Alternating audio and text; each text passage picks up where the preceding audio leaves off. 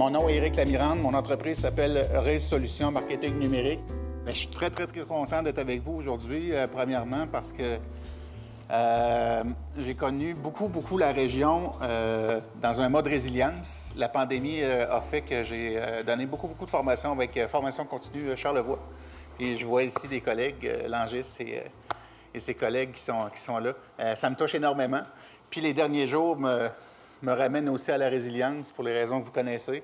Fait que je surveillais hier pour être certain que ça aurait lieu.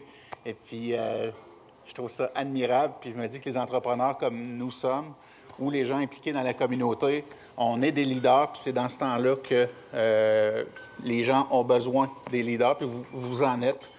Je pense que j'en suis aussi. Aujourd'hui, on va parler de web réseaux sociaux. Puis on pourrait dire, hey, on pourrait mettre ça de côté pour aller se mettre les mains dans l'ouvrage. Je pense que ce sont des outils puissants pour rejoindre la communauté aussi. Puis on est ici pour apprendre certaines techniques puis se faire une tête sur le sujet. Mais c'est vraiment un outil précieux pour du leadership dans la communauté, puis rejoindre des gens autrement. Puis je pense qu'il ne faut pas se gêner de passer ces messages-là, puis de dire qui on est. C'est tellement beau. Il faut répandre cette belle nouvelle-là. Fait qu'aujourd'hui, ma présentation est en 2 parties. J'ai beaucoup d'éléments. Vous allez tous recevoir cette présentation-là. Ne vous en faites pas. Ça va me faire un immense plaisir. J'envoie ça à la Chambre de commerce. Vous allez recevoir ça dans les prochains jours, prochaines heures. Sans problème. Je sais qu'on est enregistré aussi pour des gens qui ne pouvaient pas être avec nous physiquement. On s'enligne, on y va avec ça. Première partie, on pourra appeler ça « En route vers le virage numérique ». Parce qu'on en entend beaucoup parler, puis on a l'impression que ça touche exclusivement les grosses entreprises, puis que c'est toujours compliqué, puis ça prend de la machinerie, puis que c'est plus dans le niveau industriel. Dans la vraie vie, ça touche tout le monde, incluant les travailleurs, travailleuses autonomes, incluant les organismes. Puis je pense qu'on peut tous trouver notre place sur le web, trouver son web, puis de faire son propre virage numérique. Puis aujourd'hui, vous allez apprendre beaucoup d'éléments, puis on va aller faire un saut vers le commerce électronique. Pour moi, c'est plus qu'une boutique en ligne. Le commerce électronique, c'est toute action dans laquelle, par exemple, les gens pourraient réserver une plage de rendez-vous avec vous. Pour moi, ça naît ça du commerce électronique. Les gens adorent être autonomes aussi, puis adorent aussi avoir les options. Et en fait, c'est une façon de connecter avec sa clientèle. Puis on va parler, bien entendu, de réseaux sociaux. À travers ça, il y aura vos questions, c'est bien entendu. Puis, je n'ai pas réponse à tout, mais ça va me faire un immense plaisir d'essayer de donner la meilleure réponse possible. Puis, bon atelier. Donc, mon nom est Éric Lamirande. Mon entreprise s'appelle Raise Solutions Marketing Numérique. J'ai mon associé qui n'est pas avec moi aujourd'hui, Josiane, qui est à Joliette. Donc, on couvre partout au Québec. Puis, je vous dirais, l'entreprise a pris une croissance. On est dans la francophonie canadienne maintenant. On a des clients un peu partout dans le Canada francophone. Donc, ça me touche pour un entrepreneur qui a entrepris un peu plus tard sur le web, les réseaux sociaux, de voir l'ampleur que ça peut avoir. Puis, on travaille aussi, puis Josiane est la pro de ça, de l'image de marque. L'image de marque, c'est plus que le logo, hein? C'est plus que ce qui est visuel, c'est tout ce que vous dites et c'est tout ce que vous faites dans votre vie professionnelle, soit en tant qu'entrepreneur, et c'est aussi vos relations avec la clientèle. Puis c'est là que ça touche le web et les réseaux sociaux. On veut connecter avec la clientèle. On a juste souvent des mots pour communiquer, mais on peut faire plus que ça. Donc, tantôt, quand on va parler de réseaux sociaux, on va penser plus loin aussi que de faire des publications puis de payer pour augmenter la vue ou la portée d'une publication. Il y a la vidéo, il y a l'audio, il y a les animations, il y a l'intelligence artificielle aussi qui nous pousse à aller plus loin. Le bassin est immense. Je vois la vue devant moi. C'est probablement la plus belle vue que j'ai jamais eue pour donner une formation. Puis c'est comme pour moi un bassin de possibilités aussi. Puis c'est ça le web. Tout est possible et c'est accessible même avec 0 budget. On peut faire beaucoup de petits miracles avec 0 budget. Donc, c'est pas juste une histoire de « hey, je devrais engager une firme de marketing, puis ça va me coûter un bras, comme on dit, pour avoir une belle présence sur les réseaux ». Non, ça peut se faire aussi de façon assez autodidacte, peut-être avec de la formation d'appoint, d'où la pertinence d'aujourd'hui, notre atelier, puis formation continue, et j'en passe. Google, Facebook donnent de la formation aussi. on peut y aller par soi-même puis devenir efficace. On ne peut pas être bon dans tout, par contre, donc il faut savoir aussi se faire accompagner sur le web et les réseaux sociaux. Fait que c'est pas tout un ou tout l'autre. C'est pas je fais tout seul ou je donne tout à fort prix. Il y a l'entre-deux aussi. Il faut retenir ça. Puis votre équipe de gens qui vont vous accompagner, en passant, j'accompagne plein d'entreprises de toute taille. On fait équipe avec eux.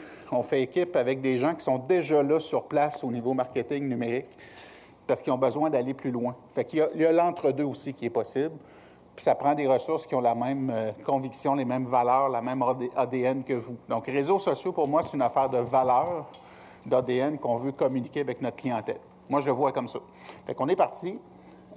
Au menu, on a comme 3 parties. Allons-y avec une petite introduction sur justement le virage numérique. Je veux juste démystifier ça puis vous dire pourquoi c'est pertinent avec le sujet d'aujourd'hui. Pour après ça, faire un petit portrait du e-commerce au Québec. Est-ce que ça vaut la peine de s'y mettre? Est-ce que la pandémie a tout chamboulé? Est-ce que ça a créé des initiatives puis ouvert la porte à des possibilités? Moi, je crois que oui. Puis, en fait, si on veut être efficace, il faut se donner une espèce de plan de match. Fait que pour moi, le virage numérique nous conduit aussi à une meilleure présence sur le web et les réseaux sociaux. Vous allez comprendre ça. Fait que ça, c'est ma première partie. Je vais aller assez rondement parce que j'ai beaucoup d'éléments que je veux vous communiquer. Ça se peut que je m'assoie à l'occasion pour faire des petites démonstrations. Puis, à travers de ça, il y aura vos questions. Je vous donnerai les espaces pour le faire. On est parti. Donc, le virage numérique, j'ai dû faire le mien. La pandémie m'a projeté aussi, m'a amené à faire de la formation à distance. Même si j'en faisais déjà, Zoom, je l'utilisais depuis au moins 2-3 ans, mais on a été projeté dans ça, on a été forcé d'utiliser ces plateformes-là. Là, on est plus à l'étape de se structurer. Fait que le virage numérique, j'ai l'impression qu'il ne sera jamais fini. L'intelligence artificielle nous ouvre des possibilités, entre autres, actuellement, au niveau de la rédaction du contenu. Ça évite beaucoup le syndrome de la page blanche. Donc, on entend beaucoup parler. Moi, j'utilise Canva en ce moment dans ma présentation. L'intelligence artificielle fait partie du logiciel Canva. On a l'impression que c'est seulement pour les publications, pour les visuels de réseaux sociaux. C'est beaucoup plus que ça. Je peux lui donner un texte, je peux le rédiger au complet dans Canva. J'ai l'aide à la rédaction dedans, puis je peux peser sur un bouton pour avoir ma présentation très professionnelle en quelques clics, 2 ou 3 clics. Fait que maintenant, l'intelligence artificielle, c'est pas demain, c'est aujourd'hui. C'est maintenant, c'est accessible à tout le monde. Vous allez dans Bing, avec Bing de Microsoft, vous allez pouvoir utiliser ChatGPT 4 gratuitement. Il est inclus, il y a un volet inclus de conversation qui est gratuit, qui est branché sur ChatGPT. Pour de vrai, on l'utilise aussi. Tous les rédacteurs l'utilisaient déjà. Avant que ce soit connu dans les médias, c'était déjà utilisé. Entre autres, dans le domaine financier, ce qu'on appelle les fintechs, c'était déjà là. Fait que nous, on a l'impression que c'est nouveau, mais c'est en création depuis des années. Mais ça nous touche sur le marketing web. Ça nous aide à faire du beau contenu aussi. Fait qu'il ne faut pas s'en priver. Pour faire très simple, on entend toujours dire qu'on est en retard au niveau du web, du commerce électronique et tout. C'est vrai qu'on est en retard. Par contre, au Québec, on est moins en retard que le reste du Canada. Vous allez avoir tous ces chiffres-là. Je ne vais pas faire l'énumération de chiffres. Ça va aller rondement, cette partie-là.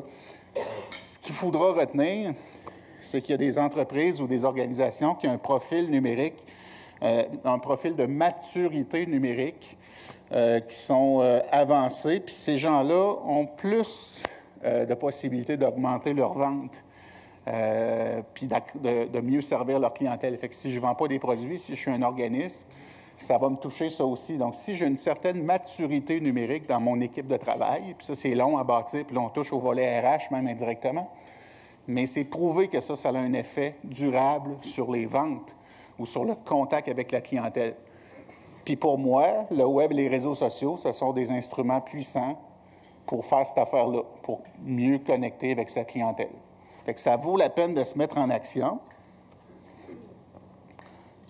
Puis, entre autres, l'impact du fameux virage numérique, on pense que ça touche seulement la production, les opérations, mais les chiffres montrent que ça touche, bien entendu, les communications le marketing et la commercialisation. Le virage numérique, ce n'est pas seulement d'investir dans de la machinerie, ça peut faire partie mais ça devrait questionner toute organisation. C'est une affaire d'équipe. Moi, je suis un ancien gars de RH aussi, dans une ancienne vie.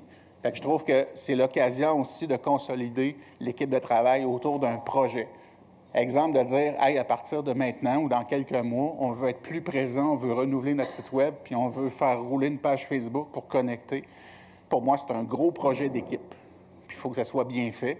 Puis ça suppose une gestion du changement.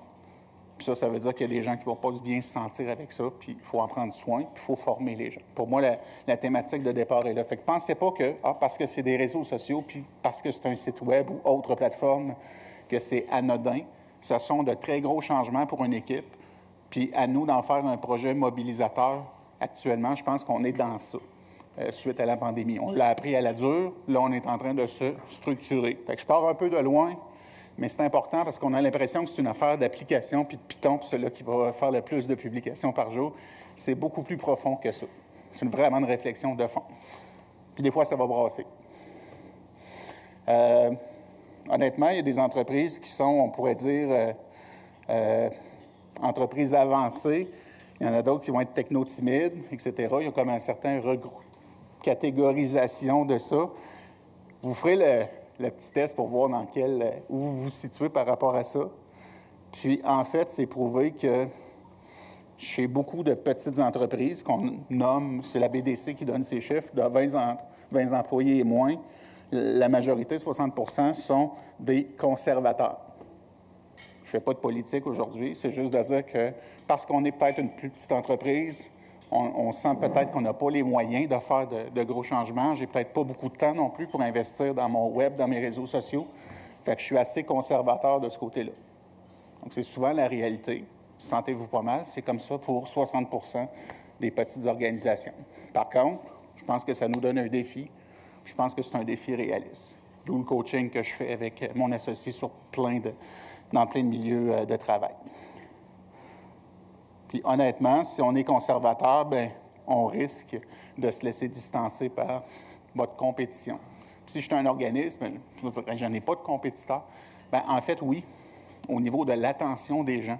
Sur le web et les réseaux sociaux, les gens se font une tête en moins de 3 secondes.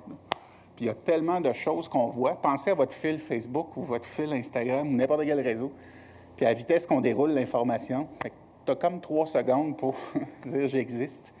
Donc, il y a une compétition énorme entre toutes les pages, tous les comptes, au niveau de l'attention des gens. Puis dans les communautés, bien, souvent, les gens vont faire des choix. Puis ils vont peut-être pas connaître votre page. Puis c'est un algorithme aussi qui décide de qu'est-ce que les gens voient, donc basé sur vos recherches antérieures et tout et tout. Fait qu'il y a beaucoup d'informations qu'on ne verra jamais, même si c'est des ressources locales et tout et tout. Donc, c'est important d'avoir une présence soutenue. Pour de vrai, j'ai vu une question tantôt qui va m'être posée, là, mais peut-être qu'elle ne sera plus. Je vais y répondre tout de suite. On n'est plus dans une période de quantité de publications. C'est vraiment, il faut viser la qualité des publications. Puis, tantôt, je vais parler du calendrier de contenu sur les réseaux sociaux. Il faut trouver une façon d'être assidu puis d'être régulier. Peut-être que vous avez l'énergie pour une seule publication semaine. Ça se peut, ça. Puis c'est bien correct. Si vous dites, pour de vrai, entre 1 et 3 publications semaine, c'est viable. On n'a pas à être là 5 jours ou 7 jours semaine. Si je suis capable d'en faire juste une par semaine, bien c'est correct, mais je vais être là 52 semaines par année, par contre. C'est une question de régularité. Il n'y a pas de congé. Encore là, même quand il y a des congés, là, c'est là que les gens ont le temps d'aller sur les réseaux sociaux. Donc, il faut trouver une façon d'être pertinent 52 fois par année à ce moment-là. D'où l'importance de se créer un calendrier de contenu, de penser à l'avance à des thèmes, à des sujets. Puis je vais parler tantôt de ces affaires-là. Puis on essaie de planifier le maximum de publications à l'avance possible. Je vais revenir là-dessus tantôt. Mais il faut toujours viser la qualité de ce qu'on fait. Le minimum pour moi, je ne vous connais pas toutes, là, mais habituellement, une fois semaine, ça serait vraiment très bien, très bien. Puis est-ce que j'ai à être sur 5 réseaux sociaux? Non. Ça dépend du temps que vous avez. Il faut se poser la question, est-ce que ma clientèle cible est présente? Tu sais, on entend beaucoup parler de TikTok. Puis si vous me questionnez là-dessus, on en reparlera. Mais TikTok, c'est comme si c'était la saveur du moment. J'ai quelques chiffres tantôt. Ce n'est pas le réseau social le plus populaire actuellement. On en entend beaucoup parler. Donc, est-ce que je dois absolument être là? Non. Est-ce que ma clientèle, si elle est là, bien oui. Donc, c'est une question de clientèle cible, une question de temps que vous avez aussi, coût-bénéfice. C'est un choix. Donc, ça veut dire qu'il faut faire des choix. Fait qu'on a compris rapidement que ça vaut la peine de s'y mettre. Puis tout type d'entreprise ou d'organisation doit se pencher là-dessus. Vous êtes ici pour ça. Puis, tu sais, la semaine prochaine, il y a un webinaire qui est prévu avec Formation continue, Formation continue Charlevoix, dans lequel je vais intervenir. Allez sur la page Facebook de Formation continue Charlevoix. Vous allez avoir de l'information. On va vous donner un outil pour vos campagnes marketing. Je pense que ça peut être super intéressant. C'est pas dispendieux. C'est même pas je pense que c'est 25 $ plus taxes, quelque chose comme ça. Mais vous allez vraiment repartir avec un autre outil. Plus ceux que je vais avoir aujourd'hui. Je trouve que ça fait un complément intéressant. Puis surveillez encore Formation continue à l'automne parce qu'il y a de la formation qui s'en vient aussi sur ces sujets-là. Est-ce que ça vaut la peine d'y aller? Bien, voici quelques chiffres sur le web, le commerce électronique au Québec. Puis pour moi, commerce électronique, c'est du commerce local aussi, même je vous dirais avant tout. Puis ça touche tous les types d'organisations. Moi, j'en fais du commerce électronique parce que sur mon site web, vous pouvez prendre rendez-vous pour une rencontre. Donc, l'outil de réservation où les gens choisissent leur date, choisissent leur plateforme. C'est-tu Google Meet, c'est-tu Zoom, me donnent leur courriel puis appuient sur le bouton. Pour moi, ça naît ça du commerce électronique, ça aussi. C'est une transaction numérisée. Donc, ce n'est pas juste une affaire de « Ah, j'ai une boutique en ligne, puis je livre des boîtes puis des produits ». Donc, est-ce que les gens y sont vraiment?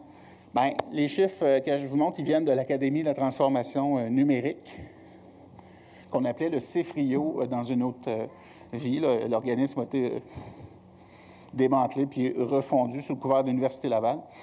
Puis actuellement, ce serait le 3/4 des gens qui sont des cyberacheteurs. Vous voyez une petite flexion là, entre 2020, 2021, 2022. Tout à fait normal, parce que pendant la pandémie, à un moment donné, les commerces sont revenus. Mais aussi, ce qui a vraiment, je vous dirais, soutenu les commerces, c'est la possibilité de payer en ligne, d'aller récupérer à la boutique, sans qu'il y ait vraiment livraison par un système comme Post Canada ou autre. Fait qu'actuellement, oui, il y a eu un gros bond entre 2019 et 2020. Pas besoin de vous expliquer pourquoi, mais ça se maintient, cette affaire-là, puis je ne pense pas que ça va reculer.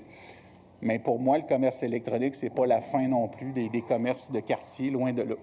C'est juste que les gens, peut-être, veulent payer d'avance, puis veulent aller récupérer leurs biens à l'établissement. Mais la transaction est déjà réglée. Ça va faciliter aussi pour les marchands. Tu sais, si j'ai un panier, on a ça, nous autres, un genre de panier bio dans notre coin avec à Montmagny. Je reste à Montmagny, puis un village, c'est Saint-Pierre, à la Rivière-du-Sud, 800 personnes. Puis il y a beaucoup de fermes. Fait que là, ils vendent des paniers de légumes. Bien, tu peux t'abonner. Au lieu d'aller sur Amazon, tu t'abonnes sur la coopérative qui s'appelle Le Chèvre et le Chou, puis tu payes ton abonnement au panier de légumes qui sont livrés le reste de l'année. C'est ça aussi. Donc, ça peut prendre toutes sortes d'ampleur. Le panier moyen des gens mensuel en ligne, c'est 421 $. On ne pense pas, mais c'est parce qu'on peut tout acheter en ligne maintenant. Tu sais, je peux acheter une maison, puis je peux acheter n'importe quel produit de consommation courante. Fait que le panier moyen des gens il a augmenté beaucoup. Fait que vous allez avoir des chiffres ici qui montrent que finalement, au niveau commerce électronique, oui, Amazon prend quand même 45 %, presque la moitié, mais vraiment, il y a une sensibilité aussi sur les achats locaux, puis sur les produits québécois. Puis on entend beaucoup parler du panier bleu. Le panier bleu, c'est beaucoup au niveau commercial. Il faut vendre des produits tangibles. T'sais, moi, je ne peux pas vendre des services sur le panier bleu, même si je suis une entreprise locale. Puis on entend beaucoup parler de façon négative. Puis moi, je trouve que c'est pas juste parce qu'à quelque part, ça a eu l'objectif de mobiliser les Québécois, Québécoises autour de l'importance du commerce électronique. Puis on voit que chez les 15-34 ans, il y a quand même c'est là que le panier bleu est le plus populaire. L'affaire, c'est que ce projet-là n'était pas transactionnel au départ. Là, il l'est devenu. Puis là, bien, pour 2024, selon leur feuille de route, ils vont avoir des entrepôts aussi au Québec pour avoir une seule transaction puis différents produits.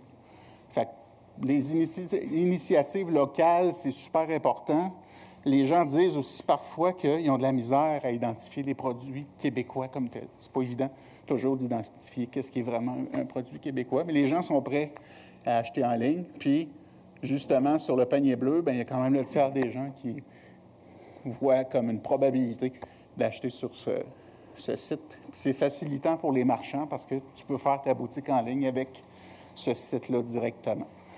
Donc, juste pour dire que oui, les gens achètent en ligne quand même des gros montants, 400 quelques dollars par mois. Puis oui, il y a de la place pour les produits locaux et les produits régionaux. Fait que si on veut faire tout ça, il faut se donner ce qu'on appelle une feuille de route. Là, on est plus, la première partie, on est au niveau macro. Tantôt, on parlait de gestion du changement. Donc, si on veut bien faire ça, il faut se donner une feuille de route, un plan de match. Un plan de match, ce n'est pas un gros livre épais comme ça. C'est vraiment des objectifs, des dates, puis un calendrier de réalisation. Fait que dans le fond, j'ai mis la petite phrase dans le bas ici pour faire le lien. C'est pour moi le e-commerce, puis une présence numérique sur le web et les réseaux sociaux plus optimale. Ce sont des moteurs de transformation numérique pour les entreprises ou les organisations de toute taille. Pour moi, ça fait partie d'eux. Fait qu'il faut se positionner. Se positionner, ça veut dire aussi qu'on va suivre un plan, puis on va évoluer, on va faire bouger le plan. Pour de vrai, en gestion de projet, on travaille surtout au niveau technologique, mais pas que. Là. On fait ce genre de feuille de route-là. Je vous fais les étapes rondement parce que j'ai hâte d'aller dans les médias sociaux avec vous. Je voulais vraiment partir de là pour briser un peu le silo un peu dans lequel le web, les réseaux sociaux sont. Parce que quand tu touches au web, tu touches aux communications, au marketing, tu touches certainement aux opérations, tu touches à la gestion des ressources humaines, tu vas toucher aussi au financement parce qu'il faut facturer ce monde-là. Tu sais, pour moi, juste être capable d'envoyer une facture par PayPal ou par Square ou par ton logiciel comptable, c'est aussi du commerce électronique. Ça peut être aussi simple que ça. Tu sais. Je suis consultant, j'envoie ma facture à même mon logiciel comptable, puis les gens payent par carte de crédit. C'est du commerce électronique. C'est pas compliqué à mettre en place. Fait que ça fait partie de... Donc, on commence toujours par un petit diagnostic force, faiblesse, opportunité, menace de soi ou de l'équipe. Peut-être que dans l'équipe, je devrais aller chercher des formations d'appoint. C'est super important. On n'aura jamais fini d'apprendre dans ces sujets-là.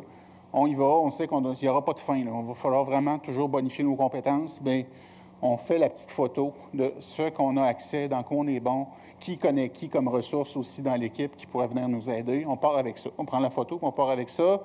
On essaie d'identifier les besoins, les lacunes, les craintes aussi des gens, tenir compte de ça, puis d'être réaliste dans nos attentes aussi.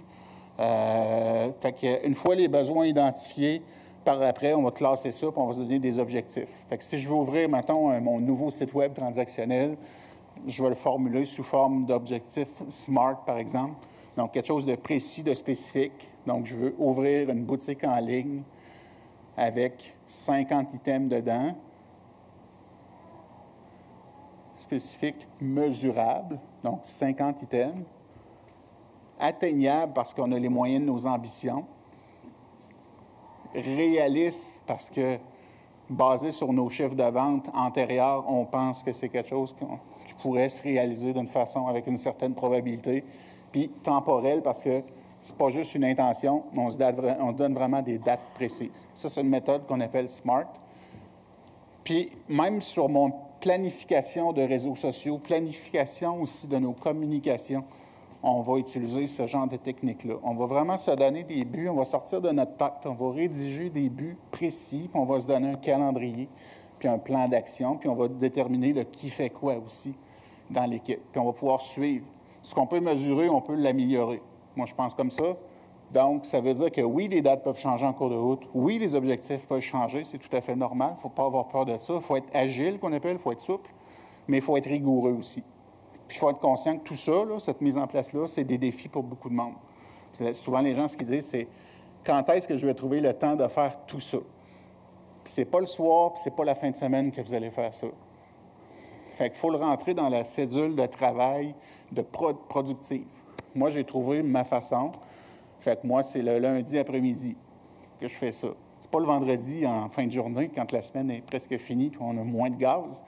C'est au début de ma semaine.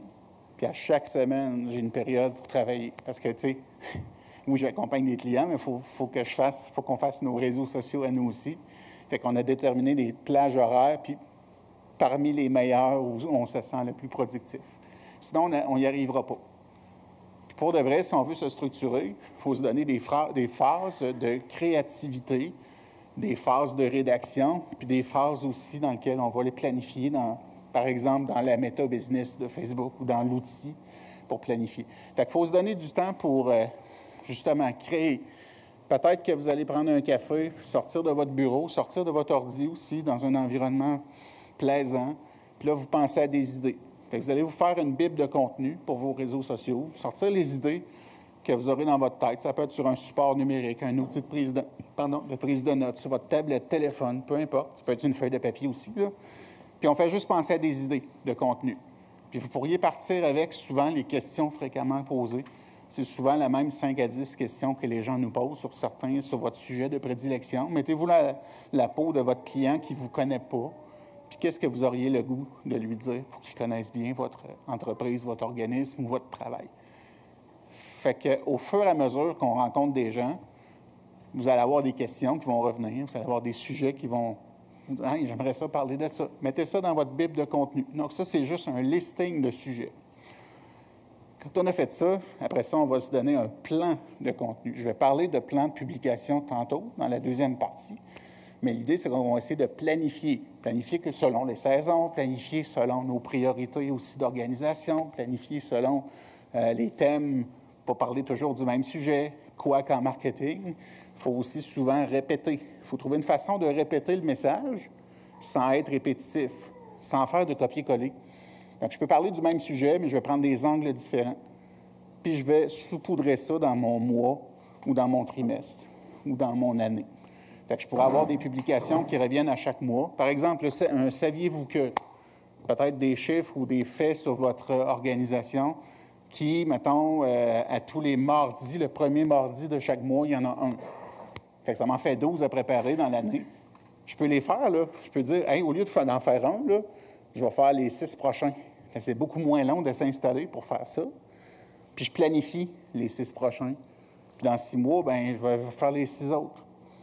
Fait que tu vois, de regrouper un peu les sujets. Puis après ça, bien, je sors, mettons, un listing de saviez-vous que, j'ai mes textes. Après ça, je vais aller dans mon logiciel Canva ou Photoshop ou autre pour faire des beaux visuels. Mais au lieu d'en faire un, bien, je vais me faire un patron. Je vais changer peut-être quelques affaires, changer les couleurs. Les couleurs vont être harmonisées avec les couleurs de mon site web ou de mon logo. Fait que j'ai un patron que je peux réutiliser. Puis après ça, j'ai mes visuels. Il me reste à aller les planifier. Fait que peut-être que mon 2-3 heures vont être productif, puis je vais me donner une plage, puis je viens de régler ce sujet-là pour les 6 ou 12 prochains mois. Après ça, peut-être que je pourrais avoir aussi, ça peut être du contenu qui vient de l'extérieur aussi. C'est pas nous qui va créer tout le contenu. Peut-être que j'ai un article qui est publié dans un média local ou dans mon domaine, puis à tous les mois, bien, j'aimerais ça en avoir un. Fait que je vais essayer de regrouper. Oui, je peux avoir de quoi de très actuel, comme je peux avoir des articles qui ont été publiés il y a 3-4 ans, puis qui sont toujours pertinents. Donc, je vais essayer de les sortir, ces sources d'informations-là. Puis peut-être que ça, je mettrais ça le dernier vendredi de chaque mois. Puis comme ce n'est pas toujours associé à un événement actuel, bien, je pourrais les programmer d'avance. Fait que là, encore une fois, bien, j'aurais une publication en début de semaine, puis une vers la fin de la semaine. J'en aurais au moins 2 sur 4 qui seraient assez prévus d'avance. Puis il me resterait les 2 autres à penser. Fait que j'essaie de regrouper les choses qui se ressemblent, de standardiser, puis d'avoir des visuels qui seraient, je ne dis pas répétitifs parce que je ne le vois pas comme une façon plate, mais on va peut-être juste changer quelques éléments. C'est moins long à faire. Les gens vont reconnaître votre image de marque, en tout cas du côté du logo, du côté des couleurs. Puis ils vont dire, ah oui, ça vient vraiment d'eux autres. Fait qu'ils vont associer à ça. Fait que d'essayer de trouver une façon de regrouper. Fait que nos objectifs étant déterminés, je trouve que dans beaucoup d'entreprises ou organisations, on s'est donné comme un comité. Ici, on l'appelle un comité directeur. Ça peut être un comité communication. Tu sais, la personne qui gère les réseaux sociaux, des fois, on se sent seul. Puis, de quoi je vais parler aujourd'hui? Puis, il me semble que personne m'aide dans l'équipe. Puis, c'est pas pour mal faire, c'est souvent comme ça. Fait que c'est à vous, si vous occupez des réseaux sociaux, d'amener ça à votre équipe de travail. Peut-être d'avoir un point de communication dans les réunions une fois par mois. pour faire le suivi. Les gens ne connaissent pas toujours le travail qu'ils ont fait, ils ne comprennent pas non plus. C'est pas qu'ils doutent, là, c'est juste qu'ils ont plein de questions puis ils ne connaissent pas ça. À vous d'amener des petits éléments de connaissance puis de montrer les résultats de vos chiffres, sites web, comptes de réseaux sociaux. C'est motivant pour tout le monde. Puis peut-être d'ouvrir la boîte à idées aussi, puis de solliciter des gens ou de faire un brainstorm avec l'équipe. Ça peut être super intéressant. Consolidation d'équipe en même temps, et d'échanger sur, hey, d'après vous, qu'est-ce qu'on devrait mettre sur notre page Facebook? Ça peut être super riche de le faire. Fait que vous n'avez pas à vivre ça seul. Parce que la page blanche, c'est plate, puis j'ai vécu aussi. Il faut se donner une vision à court, moyen, long terme. C'est sûr qu'il y a beaucoup de choses qui vont changer à moyen et long terme. Juste à penser à l'intelligence artificielle. Là, en janvier, on n'en parlait pas tant. Puis en février, ça a explosé. Puis maintenant, on en parle. On utilise ces outils-là tous les jours. Donc, on ne connaît pas l'avenir, mais il faut se donner une vision.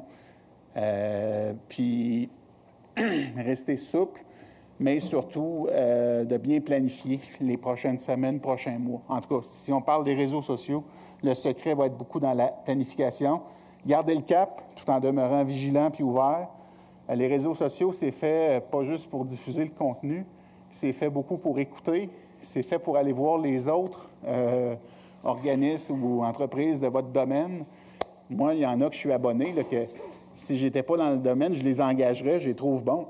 Donc, on va aller voir les meilleurs de notre industrie, puis on ne veut pas copier parce que personne ne va le faire exactement comme vous, mais on va s'inspirer des meilleurs. Puis même de féliciter les autres, qu'on appellerait peut-être vos concurrents, là, pour leur bon coup. Je trouve que les réseaux sociaux, c'est fait pour socialiser, justement. Fait que de rester ouvert, puis d'accueillir les commentaires des gens aussi. Là, depuis quelques années, les gens sont plus... souvent, on la mèche plus courte. Donc, ça se peut qu'une personne fasse un commentaire qui vous touche au cœur pour les mauvaises raisons. Vous n'avez pas à répondre immédiatement, vous n'avez pas à répondre à tout non plus, puis on ne veut pas laver notre linge sale en public. Donc, d'apprendre à gérer les commentaires aussi. Si vous avez besoin d'une grille, vous m'écrirez, je vous enverrai ça. Là. Il y a une grille qui est publique de l'Université Laval qui m'aide beaucoup. Un cas, justement, récemment, où quelqu'un a écrit un commentaire négatif sur l'organisme. Puis, en fait, on pourrait masquer le commentaire sans nécessairement... En fait, le but, ce n'est pas d'effacer nos publications. Là. On peut les laisser là. On peut masquer certains commentaires. À la limite, on pourrait bannir une personne. Mais imaginez si la publication a déjà voyagé puis a été repartagée 15 fois. Bien, si je supprime la publication, je viens de priver 15 autres personnes, par contre, d'avoir leur contenu. J'enlève la publication. Donc, d'apprendre à répondre aux commentaires. Puis la meilleure réponse passe-partout, c'est contactez-nous en privé à tel numéro ou à tel courriel pour qu'on puisse discuter avec vous de votre problématique. Ça, c'est hyper professionnel. Ça ne met pas le feu, surtout si le feu est pris. On n'a pas besoin d'en remettre, là. Hein? Mais ça démontre votre proactivité aussi, puis ça va être bien perçu. Donc, d'apprendre à gérer les commentaires aussi, puis se faire peut-être un petit mécanisme interne qui fait quoi là, dans ces cas-là. Pour de vrai, j'ai eu un client qui est un centre de prévention du suicide. On était bien contents d'avoir... Moi, je les ai aidés à ouvrir une page. Puis c'est pas forcément à Québec, là. Faites pas de lien. Mais un vendredi, à 9 h, quelqu'un dit écrit « Je veux mourir ». Puis moi, je suis le premier qui l'a vu, même si c'était pas mon rôle de faire ça.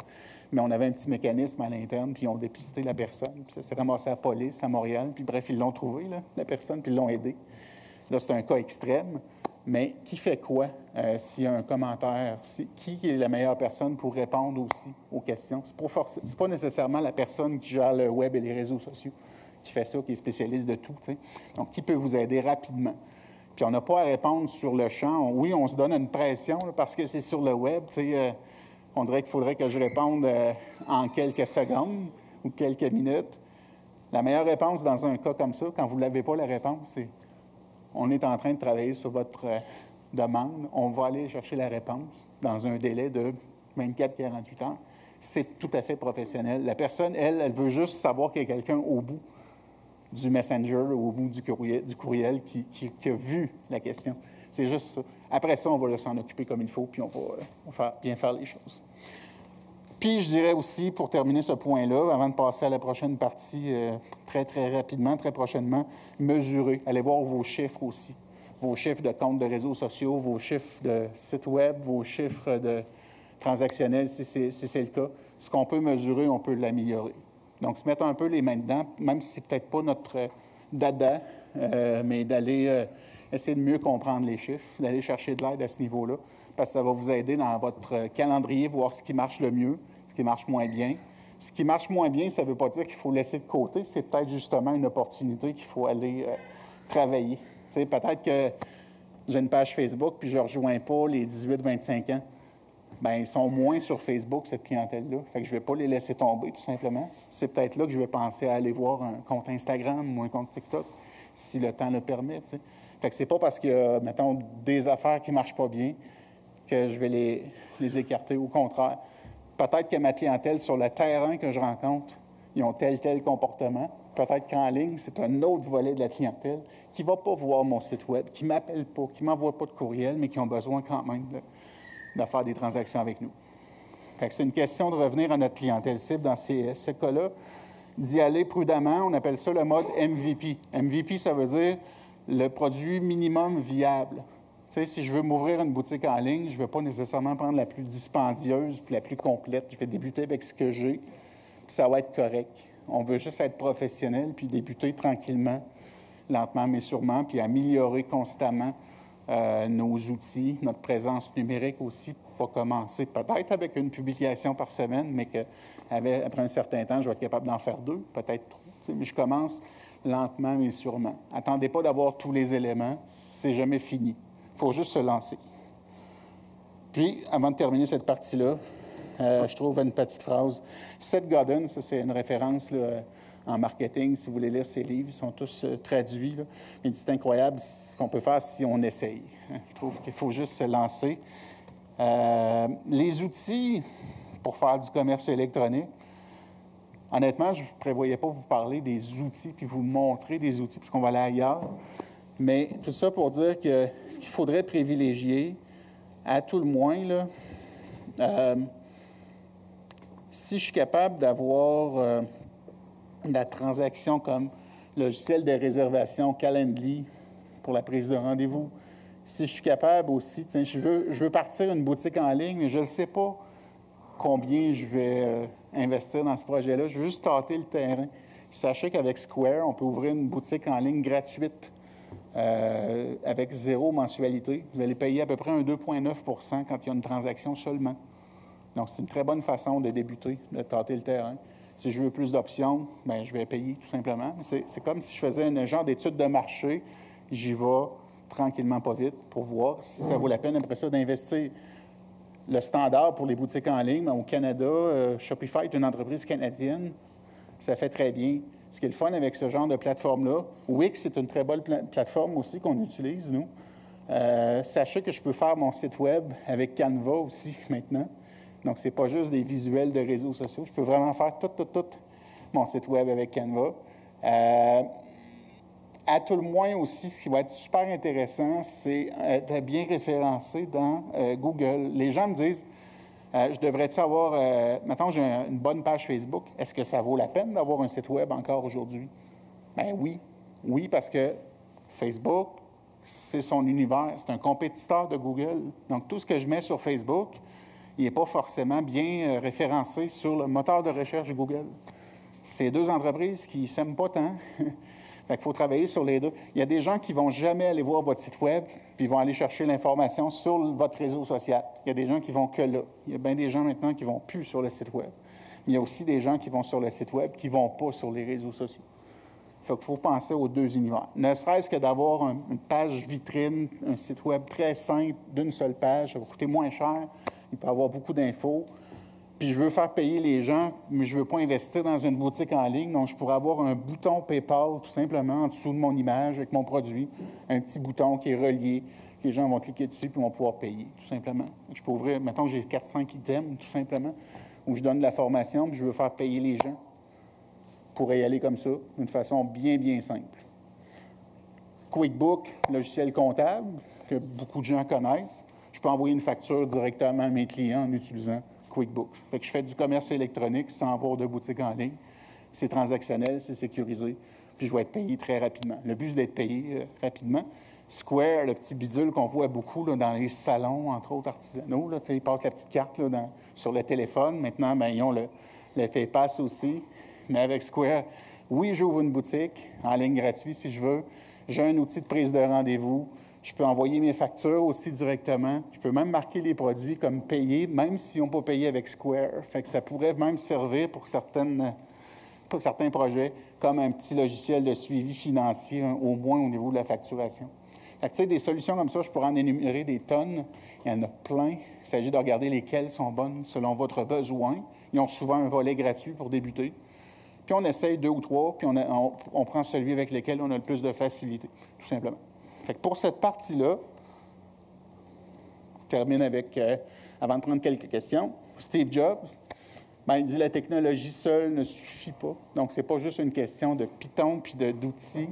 Il y a des humains qui vont les utiliser, les technologies. Donc, il faut prendre le temps de les former de l'équipe. Puis, il faut éduquer aussi notre clientèle aussi sur comment faire fonctionner les trucs en 3 clics ou moins. On dit que c'est la règle comme un peu des 3 clics. Il faut que les gens fassent l'action souhaitée en moins de 3 étapes quand c'est possible. C'est bien certain. Donc, prendre soin de la clientèle, puis pas faire d'agisme de ce côté-là. Il y a des gens plus comment je dirais, moi j'ai 50 ans, j'ai ma carte de la FADOC, donc il y a des gens qui sont des jeunes retraités qui sont avides de technologie, des gens plus âgés aussi qui tripent sur ces outils-là. Fait qu'il ne faut pas penser parce que la clientèle serait plus âgée que ça va être plus difficile. Ce n'est pas le cas. Il ne faut pas penser parce que la clientèle est plus jeune que ça va être très facile et évident. Prenez soin de votre clientèle, accompagnez-les à travers de ça. Fait que ça serait ma première partie. On serait rendu à une période où il y aurait quelques questions. Après ça, je vais enchaîner avec la deuxième partie. Tantôt, tu as parlé d'aller voir nos chiffres sur nos réseaux sociaux. Oui. Moi, je suis genre de la partie jeune qui ne comprend pas les réseaux sociaux. J'ai aucune idée où il faut que j'aille voir, puis j'ai aucune idée sur quoi me fier. Est-ce que tu vas en parler tantôt? Oui.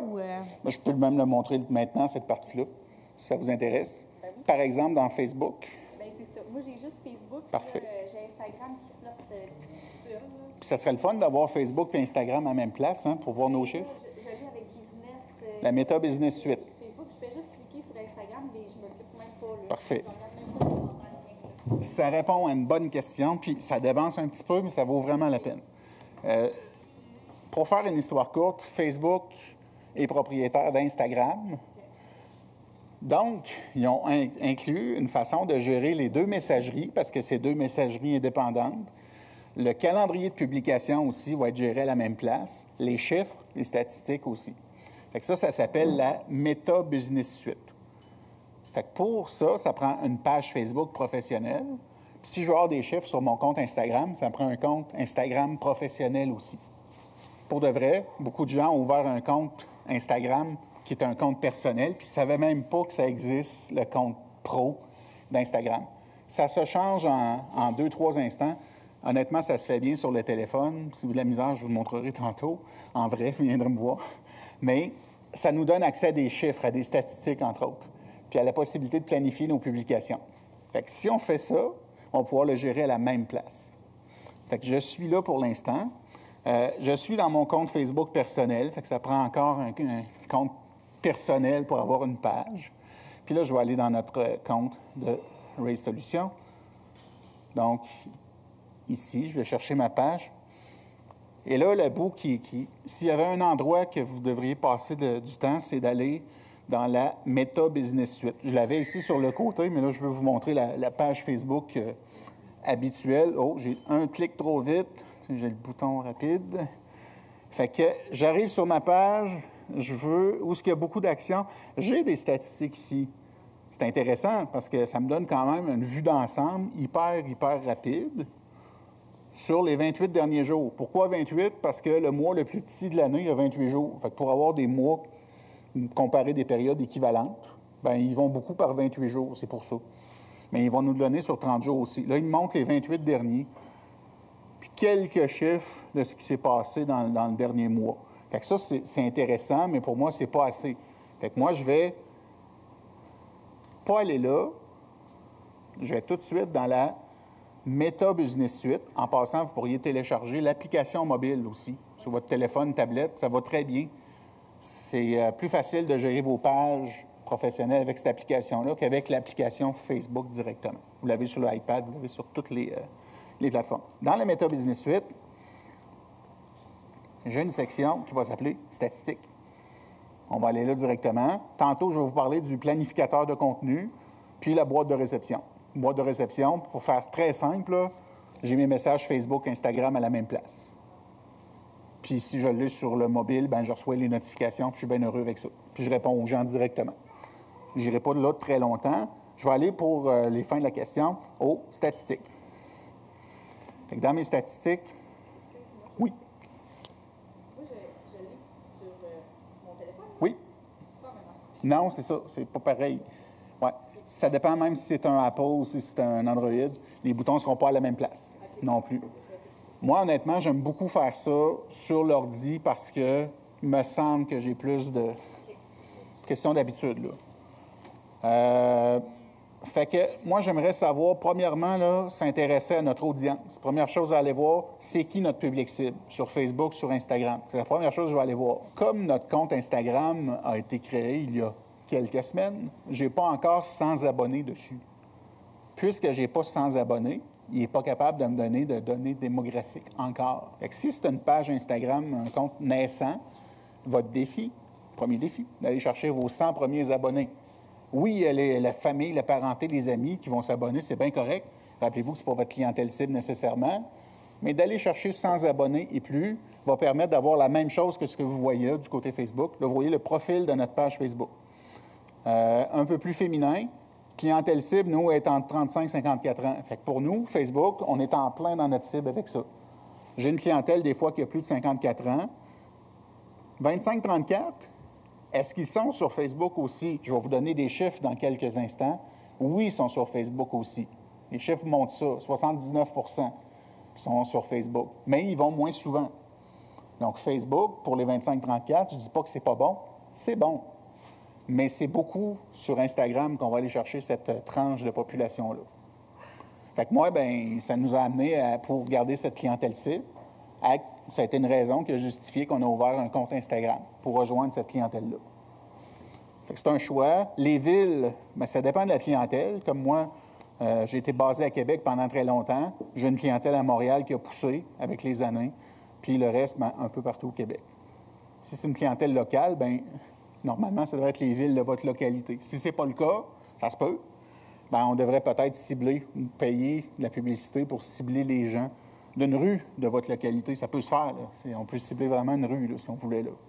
Tranche d'âge, les intérêts des gens aussi. Au niveau publicitaire, c'est très, très facile à faire. Fait que, tu sais, on regarde notre clientèle cible pour de vrai, là, en humain, qu'on rencontre, puis est-ce que c'est le même portrait sur nos réseaux sociaux ou pas? Puis on fait des constats avec ça. Ça, c'est la première chose que je vais voir. Je vais aller voir aussi la vue d'ensemble. Ça le dit. Donc là, ici, je vois ma couverture Facebook des 28 derniers jours, une augmentation de 24,5 Quand c'est en vert, c'est bon signe. Ça, c'est en pourcentage. Donc, ça, c'est 24,5 Fait que je suis bien content de ça. Ça concorde avec le fait qu'on a fait plus de publications. Plus de publications, plus de vues. Plus de vues, plus de partages, plus de clics, puis les gens repartagent le contenu. Fait que c'est ça qu'on appelle organique. Organique, ça veut dire sans payer. C'est que Facebook suggère la publication à plus en plus de gens qui ont le même portrait souvent que nos abonnés ou que le même portrait que les gens qui ont cliqué sur la publication. Bref, si, par exemple, Langis clique sur une de mes publications, ça se peut qu'il y ait je parle de Langis, je ne vais pas te prendre de cours. Ils vont aller peut-être chercher dans tes abonnés aussi, parce qu'ils se disent qui s'assemble se ressemble. Si ça intéresse Langis, peut-être que ça va intéresser des gens dans son réseau. Donc, c'est ça qu'on souhaite. Des fois, on doit payer pour activer cette espèce de roue qui tourne là, pour mieux cibler les gens. L'autre chose que je vais aller voir aussi, c'est les résultats. Puis là, les résultats, bien, ce qui est le fun, c'est que je vais pouvoir faire des comparatifs pour les périodes que je veux, vraiment. Donc, je me fais un historique avec le temps. Puis je pourrais comparer des saisons, là, tu sais, mettons, le printemps 2023 avec le printemps 2022, et ainsi de suite. Fait que je me fais un comparatif, si je veux. Puis je vais pouvoir voir que, bien, encore, je retrouve mon 24 c'est bien certain, mais là, je vois chaque publication, chaque jour. Puis pour de vrai, de plus en plus, là, c'est moins le cas ici, mais les gens vont aller voir aussi la page dans ce cas-là, Facebook. Ils ne vont pas juste voir des publications, celles d'aujourd'hui, celles d'hier, puis celles de demain. Ils vont aussi aller sur votre page pour voir le travail que vous avez fait. Puis ça, c'est vrai pour tous les réseaux sociaux confondus, là. Les gens vont aller voir les autres publications. Fait que même si celle que vous avez faite hier n'a pas moins bien marché, elle va servir pareil. Elle peut servir dans 2 semaines, 3 semaines, dans 1 an. Ça fait c'est vos actifs numériques, c'est vos traces sur le web.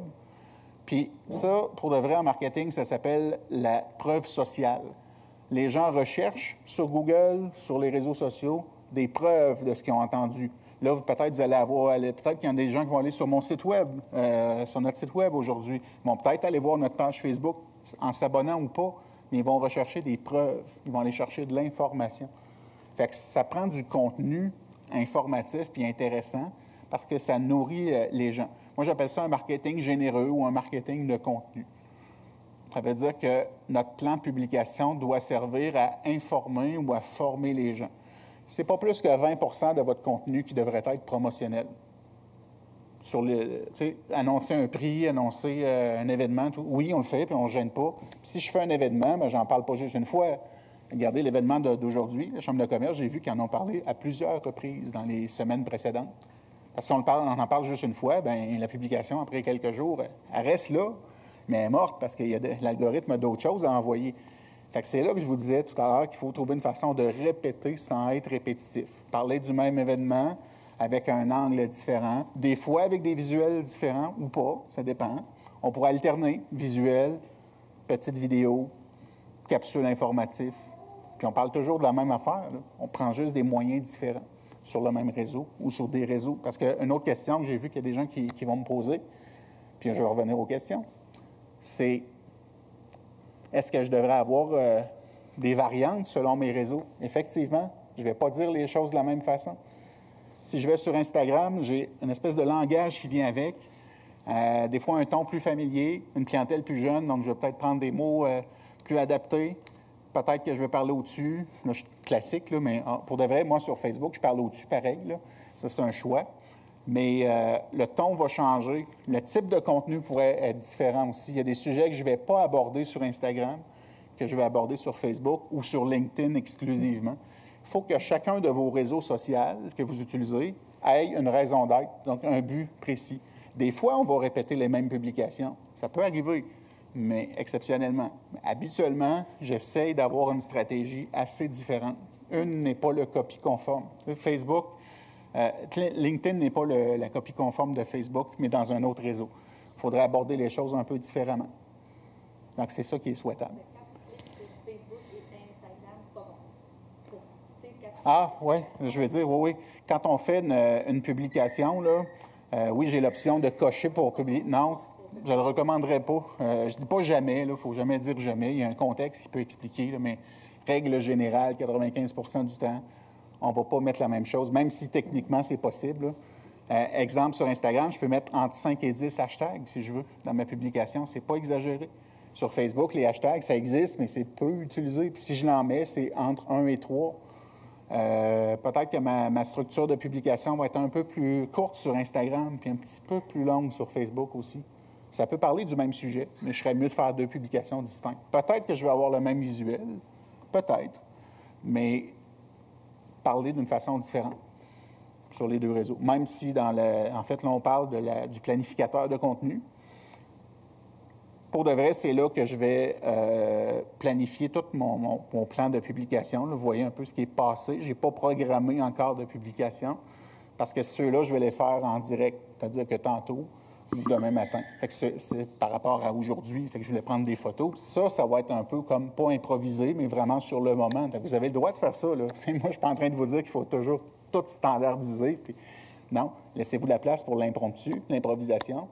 Puis, par exemple, il y a des stories. Les stories, c'est des formats de publication qui sont éphémères. Tiens, on va aller... ça ici en haut, là, par exemple, sur Facebook. Là. Vous l'avez sur Instagram aussi, entre autres sur l'application, on le voit en haut, hein, souvent les petits ronds. Là. Ça, c'est des publications qui vont disparaître d'ici 24 heures. Le message s'auto-détruira d'ici 24 heures, mais c'est très attrayant, addictif. Si j'avais eu le temps, tantôt, j'en aurais fait pour dire je suis ici, puis montrer quelques photos qui ne sont pas nécessairement les meilleures, puis très léchées, mais vraiment quelque chose du moment. Ça, c'est des tranches de vie qu'on met là-dessus. Fait que vous êtes en déplacement, vous êtes aujourd'hui, vous faites des stories. Vous allez rencontrer des partenaires, une petite photo, on peut mettre en publication, on pourrait aussi le mettre en story. Pour de vrai, il y a des gens qui vont juste voir les stories puis ils n'iront même pas voir votre fil de publication. Mais peut-être aussi que vous allez dire hey, « j'en ai jamais fait de ça, ça va-tu marcher? » Pour y être surpris. Moi, la chambre de commerce de Montmagny, l'autre fois, on avait un 5 à 7, puis il y avait comme, mettons, une trentaine de personnes dans la salle, mais les stories, il y avait comme 80 personnes qui ont vu les stories du moment, là, dans l'heure. Là, moi, j'en faisais, là, plein pour eux autres. Là. Fait que, tu sais, ça va aller chercher un autre public, puis il y a des gens qui carburent à ça. Puis quand ils ouvrent l'application, ils voient le petit rond, puis « Ah, chambre de commerce de Charlevoix, faites du nouveau aujourd'hui. Qu'est-ce qu'on fait? On va aller voir ça. » Puis on clique. J'ai des questions? Oui. Moi, je me demandais, est-ce que c'est vrai que si tu paies pour une publicité, la fois d'après, si tu ne paies pas, tu perds ton référencement organique? OK. C'est sûr que les réseaux sociaux, puis Google est pareil aussi, c'est des machines qui aimeraient beaucoup qu'on mette des sous tout le temps. Je pense qu'il faut trouver un juste milieu. Le meilleur scénario, c'est quand les gens, naturellement, sans payer, vont le faire. Puis, justement, on va payer pour aller rejoindre des nouvelles personnes avec l'espoir qu'ils vont revoir nos prochaines publications. Ce que Facebook aimerait, c'est qu'on paye tout le temps. C'est bien certain. Ils vont nous solliciter, ils vont nous donner des crédits. Moi, j'y vois avec parcimonie. Puis, tu sais, vraiment, on a des clients qui ont des petits budgets. J'appelle ça du micro-marketing. Fait que peut-être vous allez dire, hey, j'ai juste 50$ par mois, puis même, sais-tu, j'aurais peut-être un 300 pour l'année. Tu sais, c'est des micro-budgets. Donc, qu'est-ce qu'on peut faire avec des petits budgets comme ça?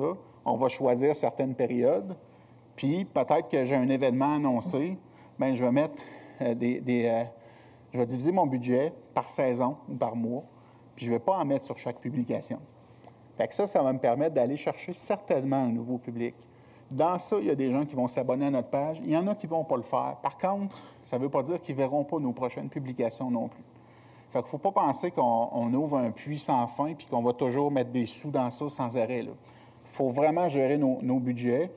Mais pour de vrai, c'est prouvé que même $1, je pense que c'est $1,44 le plus petit qu'on peut mettre là, pour une journée, pour une publication. Même avec ça, vous allez aller chercher le double de vos vues.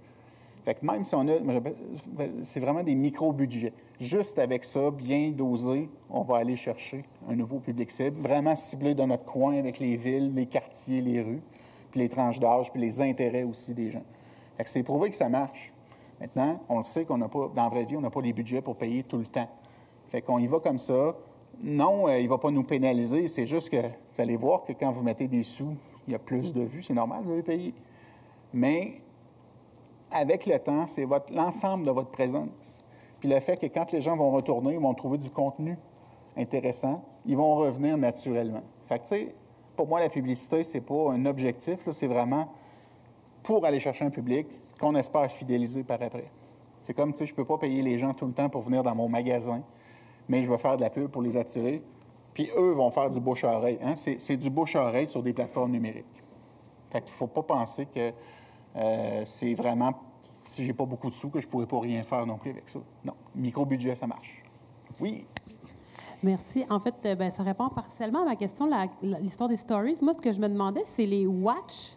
Les quoi? Watch dans Facebook, là. Il y a comme une section, tu sais, il y a comme des petites vidéos. C'est pas des stories. Ah, Facebook Watch. Ouais, c'est quoi ça? Facebook Watch, ça, c'est la volonté de Facebook d'essayer d'aller jouer dans l'étal de YouTube. YouTube, c'est des vidéos. C'est un réseau social aussi. Tout le monde est déjà allé voir des vidéos sur YouTube, mais on ne pense pas que c'est un réseau social, mais c'en est un. Puis c'est même le deuxième réseau social le plus utilisé dans le monde. Fait que Facebook se sont dit, on a tellement des vidéos sur notre plateforme qu'ils ont créé une section avec plus ou moins pas très évidente, là, où tous les vidéos sont regroupées. D'ailleurs, exemple, sur vos téléphones ou télé intelligentes, surtout télé, vous allez peut-être même vous pouvez télécharger l'application Facebook Watch, puis pendant la pandémie, je passais des heures à écouter des chansonniers, ça me faisait du bien. Bien, c'est un format vidéo, donc c'est toutes les vidéos qui sont publiées sur Facebook. Honnêtement, si vous voulez vraiment faire un vrai beau portail comme YouTube, puis mieux fait, il y aurait eu du succès, bien, ils l'ont fait comme cacher un peu dans leurs vidéos. Le petit bouton, tu vois, là, il faut que j'aille sur mon compte personnel. Puis selon la version, tu vois, regarde, j'ai ça ici, là, c'est ça ici, ce bouton-là. C'est Regarder, donc Facebook Watch. Puis là, ben, il y a des vidéos en direct. Il y a même des pages qui ont du contenu, là, comme si c'était une chaîne télé. C'est ça, Facebook Watch. Puis, si, mettons, je fais une publication régulière sur ma page, mais que c'est une vidéo, c'est pas une photo, ça va se ramasser dans Watch? Oui, bien, il pourrait, oui. Moi, j'ai des petites animations que j'ai faites avec Canva, que j'ai beaucoup de centaines de vues, même après. Je comprends pas trop comment ça, parce que je vois pas l'intérêt. C'était pour une formation éphémère qui est passée, là, qui continue à rouler. Fait que c'est du contenu vidéo. Puis ça reste associé à votre compte, à votre page. Puis honnêtement, les gens vont aller les voir pareil. Fait que ça vous fait c'est un actif numérique. Ça fait votre présence sur ce réseau-là. Avant d'aller chercher d'autres questions, je vais aller dans ma deuxième partie. Je suis conscient du temps. On a parlé de beaucoup d'éléments, par contre. On va parler beaucoup plus au niveau de médias sociaux, justement. Puis on vous a fait un petit guide. Je ne vais pas lire le guide avec vous. Vous allez voir ça. Je vais vous dire qu'est-ce qui est dedans. Puis on va tout de suite aller chercher la dernière partie de ce guide-là. Mais vous allez en bénéficier. On vous a sorti, je suis conscient que c'est très petit à l'écran, mais on vous a fait surtout un portrait des différents réseaux sociaux. Pour de vrai, les gens passent en moyenne 3h30 par jour sur les réseaux sociaux. C'est énorme. énorme, énorme. Puis 70, 71, puis moi je dirais même 75 % selon les stats de mes clients, vont aller voir ça sur des téléphones mobiles. Donc, quand vous faites du contenu, des visuels, tout ça, assurez-vous que c'est lisible, même sur un petit écran. Oui, c'est adapté au mobile, c'est vrai, là, mais des fois, les polices de caractère sont très, très petites. Fait que le 3/4 des gens vont aller voir l'information que vous publiez sur vos sites web et réseaux sociaux sur un petit écran. Donc, ça, dans vos visuels, il faudra en tenir compte. Mais c'est beaucoup, beaucoup de temps. Fait que là, ben, j'ai une panoplie de chiffres. Puis on dit qu'au Québec, c'est 85 % des gens qui sont sur Facebook, tout âge confondu. Fait que s'il y avait un endroit où vous questionnez où c'est que je peux aller, j'ai juste du temps pour un réseau, Facebook reste le plus universel. Mais si vous avez du contenu vidéo, par exemple, que vous utilisez sur votre page Facebook, vous pourriez aussi ouvrir une petite chaîne YouTube. Et je vous dis pourquoi. Pas parce qu'on voudrait amener puis faire la promotion d'une chaîne YouTube, mais pour héberger vos vidéos qui se retrouveraient sur le site Web, entre autres. Pourquoi? Parce que YouTube appartient à Google. Google veut dire moteur de recherche. Donc, il va mieux indexer les vidéos de YouTube que ceux de Facebook. Fait que si j'ai du contenu vidéo que je publie sur YouTube ou sur Facebook, sur Instagram, sur toute plateforme, pensez aussi au site Web. Puis oui, pour de vrai, on pourrait héberger une vidéo Facebook sur le site, puis les codes, ça marche, là. Mais pensez en termes de référencement, puis que Google aime ça quand on utilise ses propres outils. La petite chaîne YouTube aussi, c'est qu'on peut cacher les vidéos. En réalité, ils sont publiés sur le site, mais on ne fait pas la promotion d'une chaîne. On veut juste les héberger sur cette plateforme-là parce que ça appartient à Google. C'est juste une petite technique qui existe. Fait que, on vous a mis dans le document aussi, au niveau de la clientèle cible, puis, tu sais, on voit que, par exemple, sur Facebook, les gens vont être là entre 7 et 20 heures par semaine. C'est entre 1 heure et 3 heures par jour, là, en moyenne. C'est quand même beaucoup. On ne s'en rend pas compte. Hein? C'est dans la journée, c'est tous les petits bouts, tout ce qu'on va y aller. Fait qu'on vous a sorti aussi les avantages et inconvénients de Facebook, Instagram, YouTube, TikTok. Puis, pour ces 4 réseaux-là, ben, on vous a sorti les faits et les avantages aussi du réseau en particulier. Tout ça pour vous aider à savoir, bien, qu'est-ce que je devrais viser? Est-ce que ma clientèle cible va être là? Qui sont sur Facebook? Ces données-là viennent de sites reconnus.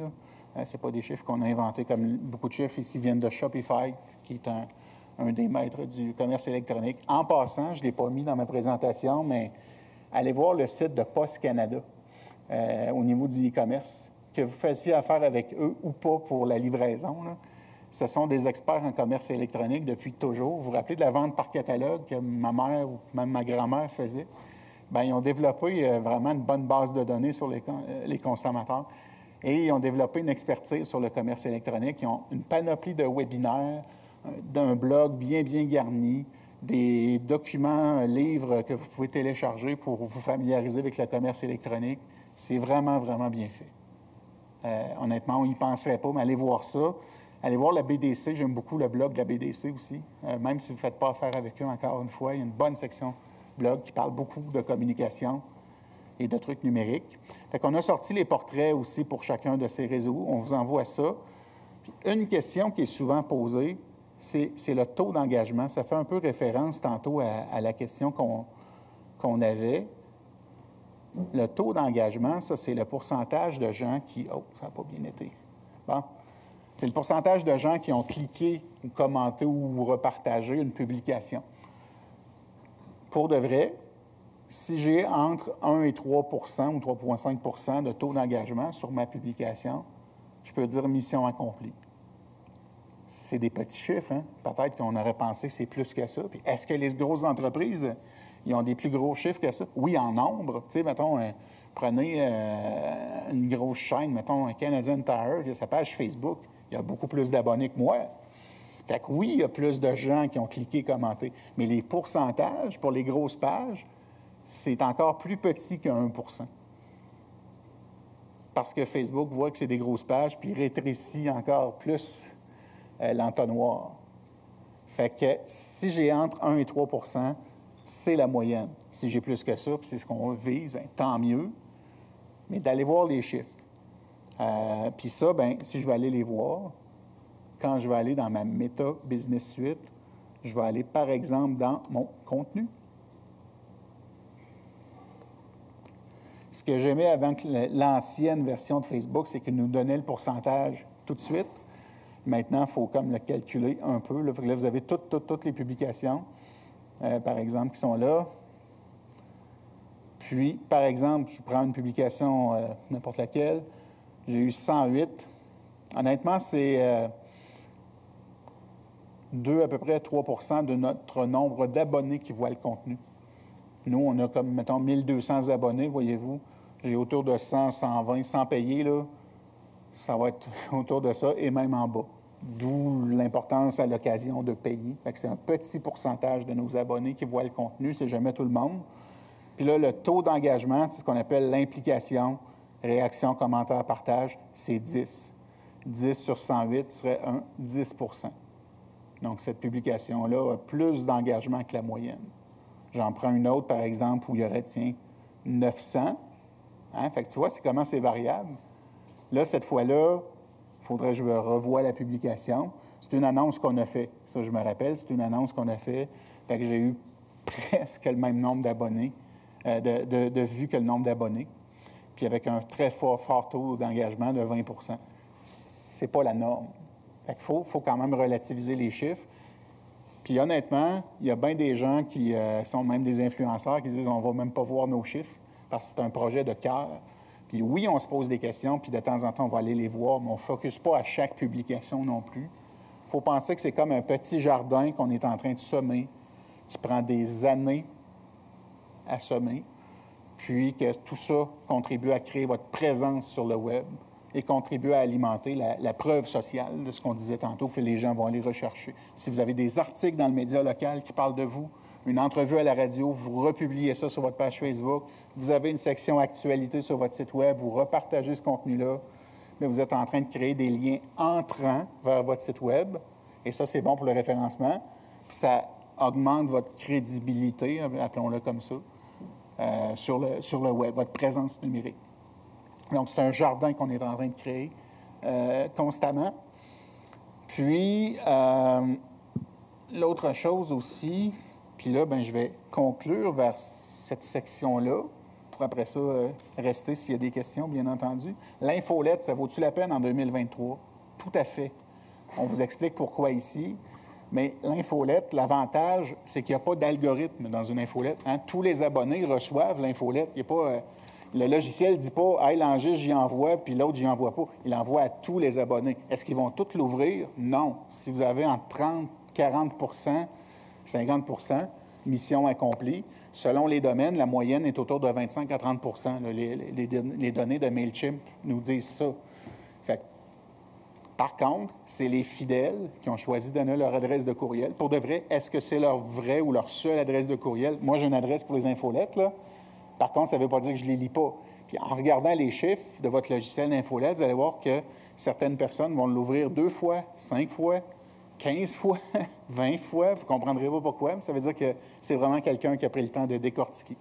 Puis il va vous donner aussi des données sur le profil des gens qui lisent l'infolettre, parce que, par exemple, MailChimp, mettons vous êtes abonné à 3 ou 4 infolettes avec votre courriel, qui utilisent tout MailChimp, bien, il va dire « Hey, lui, il a un taux d'ouverture de temps. Il reconnaît les gens parmi là, c'est leurs différents abonnés. Et il nous suggère, puis Facebook le fait pour Facebook, Instagram aussi dans la méta, Business Suite, les meilleures heures et journées pour publier. Donc, on peut se fier un peu à ça. Je vous le montre techniquement, parce que si je veux faire une publication, je vais aller créer ici. Puis effectivement, je pourrais cocher Facebook et Instagram ici pour dire que je veux publier sur ces 2 endroits-là. Je ne le recommande pas.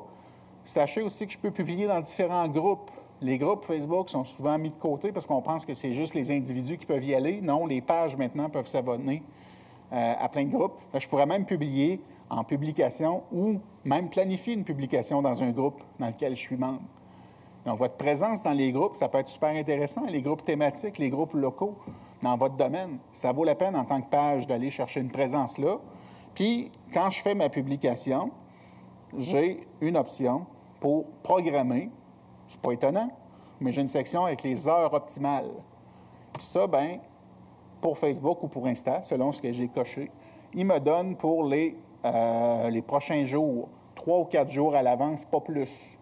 Parce que les habitudes de votre public cible, ça va varier selon plein de paramètres. Fait qu'il ne nous dira pas dans 2 semaines la meilleure heure, mais il va nous le dire dans 2-3 jours. Tiens, vendredi, 6 heures du matin, spontanément, je n'aurais jamais pensé que c'était une bonne heure pour publier sur ma page. Puis je ne vais pas me lever à 5 heures, à 6 heures moins 5 pour publier, c'est pas vrai. Mais je pourrais programmer une publication à 6 heures le matin, vendredi. Facebook m'a dit que ce serait plus optimal. Fait que d'aller voir ça, vous allez faire des surprises. La fin de semaine, ça peut être bien bon aussi. On n'y pense pas. Donc, on peut programmer selon différentes périodes. Ça, on peut faire la même chose dans MailChimp aussi, pour programmer nos infolettes à des heures variables.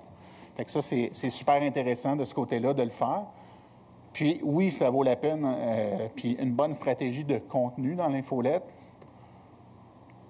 Puis, pour de vrai, ensuite de ça, on vous a mis une espèce de plan d'action. Ce serait quoi les prochaines étapes? Ça fait penser à ma feuille de route un peu technologique. Là, c'est petit à l'écran, mais vous allez avoir les mêmes étapes, mais vraiment rephrasées pour les médias sociaux. C'est les mêmes étapes. C'est une feuille de route qu'on se donne. C'est un plan de publication, en réalité.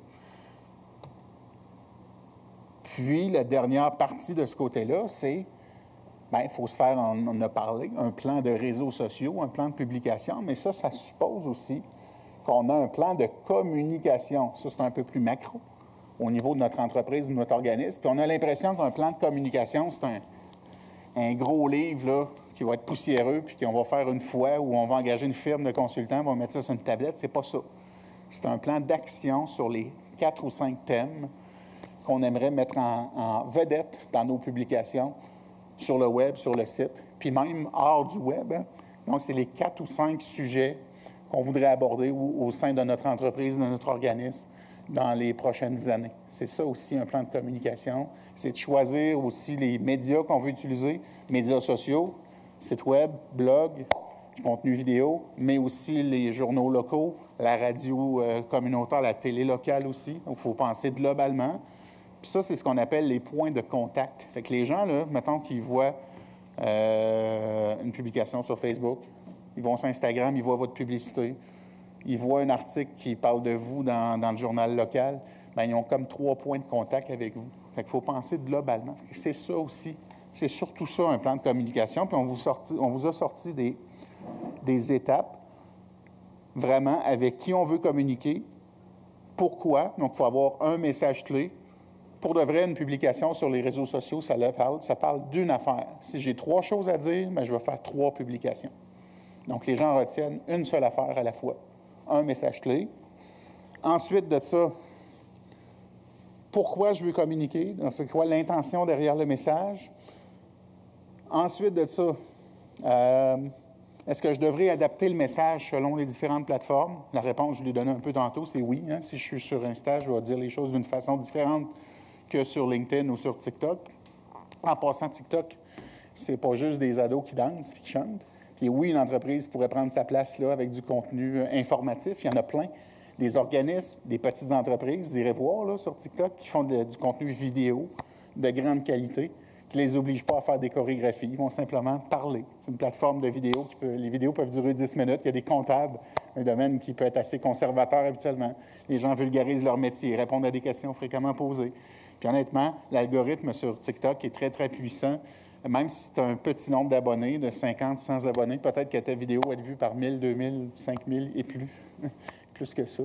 Parce que l'algorithme vraiment va cibler les bonnes personnes. Là, actuellement, je vois beaucoup de vidéos sur l'intelligence artificielle. Puis pour de vrai, je vois juste du contenu d'intelligence artificielle. Puis c'est parfait, c'est ça que je veux voir. L'algorithme est très, très puissant. Fait que dans mon plan de communication, il faut, je pense, à diversifier mes médias, à identifier les meilleures périodes pour communiquer. On a vu qu'il y a des possibilités dans nos logiciels d'avoir les meilleures heures, meilleures dates. Puis le dernier bout, c'est d'aller mesurer aussi. Puis pour de vrai, je ne vous sortirai pas la théorie du persona, mais persona, c'est votre clientèle cible. Au lieu d'avoir juste des chiffres, âge, sexe, ville et tout, on essaye de s'humaniser quelqu'un. On essaye de penser à, si c'était un humain, un personnage finalement, j'y donne un nom, j'invente une vie, des habitudes, un budget, des craintes aussi, des objections. Puis c'est comme si je m'adresserais à cet humain-là dans mes communications. C'est ça un peu la théorie derrière les personas. Merci beaucoup. Merci à tous. Merci vraiment. Merci. Je suis là autant que vous avez des questions. Moi, j'avais une petite question que quelqu'un nous avait laissée là, au moment de s'inscrire. C'était, est-ce que les concours sont toujours un peu d'actualité sur Facebook pour essayer d'aller chercher des abonnés ou des... Oui. Je vous donne la même réponse que j'aurais donnée il y a 3-4 ans, c'est-à-dire que c'est pas une mauvaise façon d'aller chercher des abonnés, mais mettez pas trop d'espoir dans ça. Puis il faut que le concours soit en lien avec votre expertise. Mais en même temps, on ne veut pas donner notre expertise. Il faut trouver une bonne façon. Par exemple, moi, mettons que je fais tirer un iPad là, aujourd'hui, j'annonce ça, je mets ça sur ma page. Je suis sûr qu'il va y avoir plein de gens qui vont vouloir gagner leur iPad. Est-ce que ça va me donner des ventes au bout du compte? Probablement pas. Les gens veulent juste gagner un iPad. Il y a une entreprise de Beauport, une épicerie qui avait fait tirer une batterie de cuisine et le gagnant était au Nouveau-Brunswick, finalement. Donc, pour un commerce local, ça ne faisait pas de sens. Ça n'a pas servi à générer des ventes locales. Il n'avait pas prévu ça. Fait que, tu sais, oui, ça peut servir pour activer votre communauté, pour récompenser vos fidèles, vos abonnés. Il faut penser aussi qu'il y a des gens qui vont s'inscrire au concours juste parce qu'ils courent les concours dans la vie. Il y a vraiment des gens qui font ça d'une façon quasiment professionnelle. Fait qu'il faut que ça soit fait d'une façon où est-ce que ça va faire une action. Peut-être que pour participer, les gens vont venir déposer un truc au point de vente, à votre bureau, par exemple. Peut-être aussi que le concours est ouvert à tout le monde qui auront demandé une soumission, par exemple. Peut-être que le concours va être ouvert suite aux gens qui ont participé à un atelier ou une conférence. Ce n'est pas le cas aujourd'hui, mais ça aurait pu. Il faut que ça soit vraiment en lien avec l'expertise.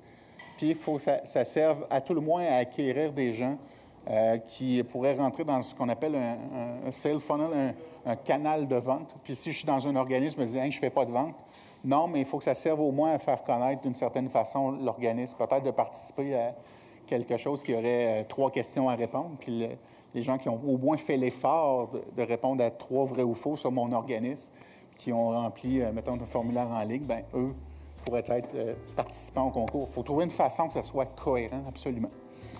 Mais oui, ça peut se faire. Il y a les règles de Facebook sur les concours. Je n'ai pas le droit de demander aux gens de repartager pour participer. Ça, pourtant, on le voit à plein, là. Je peux demander aux gens de commenter, mais je ne peux pas aussi leur demander de taguer un ami pour participer. Ça, c'est les règles de Facebook, puis c'est très, très vrai, et ils pourraient même fermer votre page. On ne veut pas ça. Il y a les règles aussi du Québec, régie alcool et jeux, tous les prix de plus de 100 $. On doit aller chercher un formulaire puis payer ce qu'il faut. Donc, il faut vraiment faire attention à ça. Oui, non, pourtant on le voit, hein? On le voit à plein. Le risque, c'est de faire fermer sa page, puis ça, c'est vrai. Ça, c'est vrai. Fait qu'il faut trouver une façon de respecter les règles de Facebook, les règles du Québec, puis en même temps, on peut le faire quand même, mais avec attention.